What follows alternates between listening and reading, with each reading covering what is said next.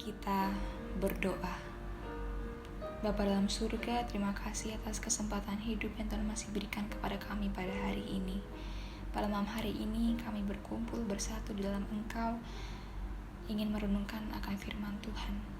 Tuhan tolong hadirlah dalam hati dan pikiran kami melalui roh-Mu, agar kami dapat mengerti, memahami, terlebih lagi mempraktekkan firman Tuhan ini dalam kehidupan kami, sehingga nyata kuasa roh Tuhan dalam kehidupan kami. Terima kasih ya Bapa, inilah doa dan permohonan kami. Kami mau serahkan doa ini hanya dalam tangan-Mu saja. Dalam nama Tuhan Yesus Kristus yang telah menjadi Tuhan dan Juru Selamat kami berdoa. Amin. Jubah kerajaan. Dan kepadanya diberikan supaya memakai kain lenan halus, bersih dan putih, karena lenan halus itu adalah kebenaran orang-orang kudus. Wahyu 19 ayat 8. Perumpamaan tentang pakaian pernikahan, Matius 22 ayat 1-14, membuka di hadapan kita sebuah pelajaran tentang konsekuensi tertinggi.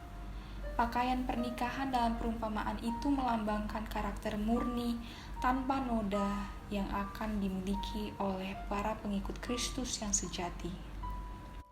Linen halus, kata kitab suci, adalah kebenaran orang-orang kudus.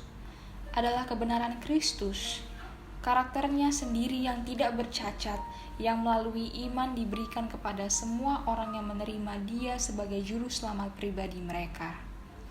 Jubah putih dikenakan oleh orang tua pertama kita ketika mereka ditempatkan oleh Allah di Eden yang suci.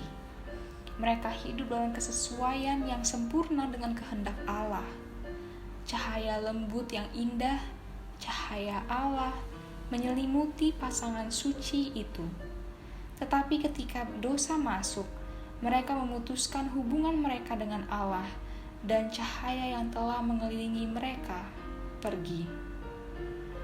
Telanjang dan malu, mereka mencoba menyediakan tempat pakaian surgawi dengan menjahit daun ara sebagai penutup. Kita tidak dapat menyediakan jubah kebenaran bagi diri kita sendiri, karena Nabi berkata, segala kebenaran kita seperti kain kotor. Yesaya 64 ayat 6. Tidak ada apapun di dalam diri kita yang dapat dipakaikan kepada jiwa sehingga ketelanjangannya tidak akan terlihat. Kita harus menerima jubah kebenaran yang ditenun dalam tenunan surga, bahkan jubah kebenaran Kristus yang tak bernoda. Allah telah menyediakan banyak persediaan agar kita dapat berdiri sempurna dalam kasih karunia-Nya, tidak kekurangan apa-apa, menunggu kedatangan Tuhan kita. Sudahkah saudara bersedia? Sudahkah saudara mengenakan pakaian pernikahan? Pakaian itu tidak akan pernah menutupi penipuan, kenajisan, korupsi, atau kemunafikan. Mata Allah tertuju padamu. Ia mengamati pikiran dan angan-angan hati. Kita dapat menyembunyikan dosa-dosa kita dari pandangan manusia, tetapi kita tidak dapat menyembunyikan apapun dari Pencipta kita. Biarlah orang muda dan anak-anak kecil diajari untuk memilih sendiri jubah kerajaan yang ditenun dalam tenunan surga, lenan halus, bersih, dan putih, yang akan dikenakan oleh semua orang suci di bumi. Jubah ini, yaitu karakter Kristus sendiri yang tak bernoda, ditawarkan secara cuma-cuma kepada setiap manusia. Tetapi semua yang menerimanya akan menerima dan memakainya di sini. Demikianlah renungan malam kita pada hari ini. Mari kita berdoa.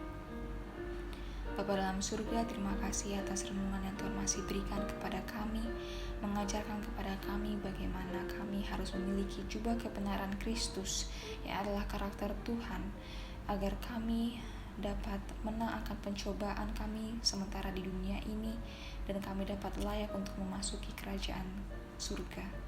Tuhan tolong supaya kami dapat dari hari ke hari semakin dekat kepada Tuhan, dan dengan kuasa roh Tuhan menyanggupkan kami untuk dapat mengikuti kehendak Tuhan dan berjalan di jalan Tuhan.